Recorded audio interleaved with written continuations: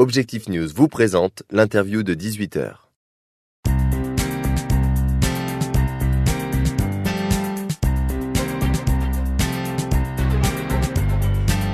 Marc Leclerc, bonsoir. Bonsoir. Alors vous êtes président de la société MJ2 Technologies, une entreprise spécialisée dans le domaine de l'hydroélectricité verte et qui fête ses 10 ans cette année. La société est implantée dans le Larzac, près de Millau. Elle est à l'origine d'un concept de turbine hydroélectrique appelé VLH. Est-ce que vous pouvez nous expliquer un peu ce que c'est cette turbine ?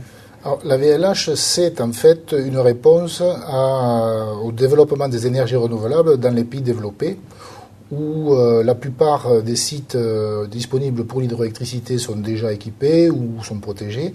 Par contre, dans les plaines, il reste de très nombreux barrages non utilisés. On a recensé au XIXe siècle plus de 64 000 barrages en France, à peine 3 000 sont utilisés. Donc la VLH est destinée à équiper des barrages de petites chutes, c'est-à-dire moins de 4 mètres de haut. D'accord. Ça reste des chutes avec un débit important ou comment ça se présente en fait ? Ah oui, c'est quand même une machine industrielle, c'est-à-dire elle est vouée à produire de l'énergie qui est revendue au réseau. Donc si la chute est faible, il faut un gros débit. C'est-à-dire que ça va s'adresser en France uniquement à des rivières assez importantes. Pour Midi-Pyrénées, on va parler de la Garonne, on va parler de l'Aude, du Tarn, de l'Aveyron, du Tarn-et-Garonne, de la... Voilà. Votre concept que vous avez lancé donc il y a une dizaine d'années lors d'un concours lancé par le ministère de l'Industrie et de la Recherche a un avantage, c'est qu'il a aussi un faible impact environnemental. Alors tout à fait.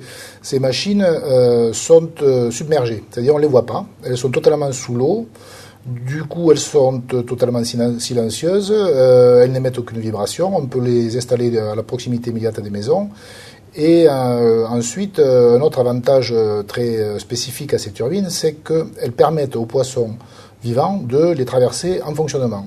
Nous les avons baptisés ichthyophiles pour caractériser ce fait qui est assez unique dans le métier. Donc elles sont à la fois silencieuses et elles protègent l'environnement, la nature. En tout cas, les poissons peuvent sans problème circuler dans les rivières avec vos installations. Tout à fait. En fait, nos machines n'ajoutent aucun nouvel impact environnemental aux barrages sur lesquels on les monte, puisque elles permettent aux poissons de circuler. 2, elles sont invisibles et absolument indétectables. Donc, pas de nouvel impact. Le barrage est juste valorisé d'une façon qu'il n'était pas auparavant, puisqu'il permet après de produire une énergie renouvelable.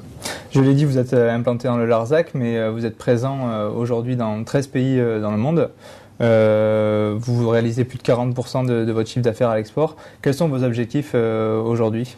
Alors, nos objectifs aujourd'hui sont de développer l'export. Nous aurons cette année plus de 40% de chiffre d'affaires export. Nous devrions arriver à 50% à peu près l'an prochain. Et nous devons poursuivre ce développement hors de l'Europe pour des raisons d'abord de croissance, mais aussi parce que l'Europe est en train de devenir de plus en plus fermée au développement des énergies renouvelables, paradoxalement. Le discours politique ne s'accorde pas avec les faits, et notamment en France, où des mesures en préparation actuellement sont en train de menacer clairement la filière hydroélectrique dans notre pays. Donc nous n'avons pas le choix. Pour survivre, il faut que nous partions à l'export.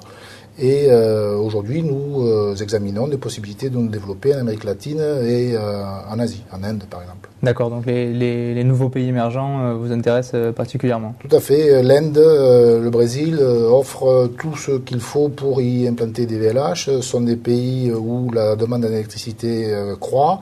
Ce sont des pays qui ont parié sur l'hydroélectricité, qui sont de très grands aujourd'hui utilisateurs d'hydroélectricité et qui se donnent les moyens de développer cette énergie propre, renouvelable et autochtone. D'accord. MJ2 Technologies a réalisé un chiffre d'affaires de 7 millions d'euros en 2013. Vous visez 10 millions d'euros cette année.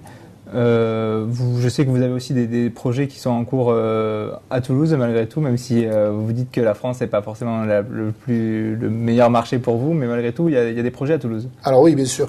La France, c'est quand même notre base de départ. C'est là où nous sommes développés. Aujourd'hui, nous avons plus d'une quarantaine de machines installées en tout, dont à peu près une trentaine en France.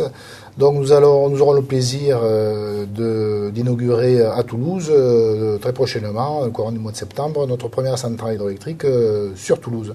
Mais nous en avons déjà plusieurs dans Midi-Pyrénées, à Saint-Martory, sur le Tarn, à Millau, nous en avons 2 à Millau. Donc il y a quand même une trentaine d'unités en France. D'accord. On sait à peu près combien représente la production hydroélectrique sur la production d'électricité en France?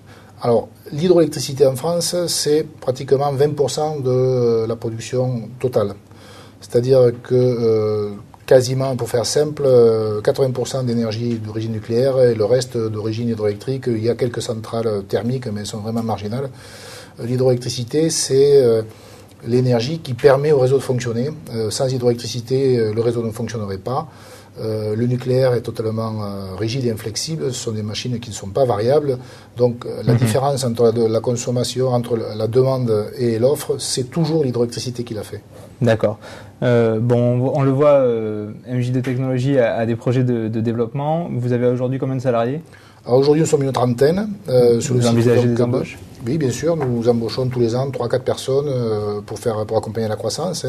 On ne passe pas de 7 millions à 10 millions de chiffre d'affaires sans augmenter les effectifs. Donc 30 personnes à peu près sur MIO et plus de 100 personnes induites chez nos fournisseurs en France et en Europe. En fait, aujourd'hui, MJ2 doit représenter environ 150 emplois directs.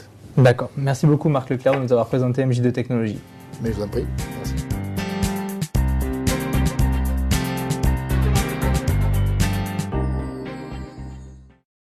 Objectif News vous a présenté l'interview de 18h.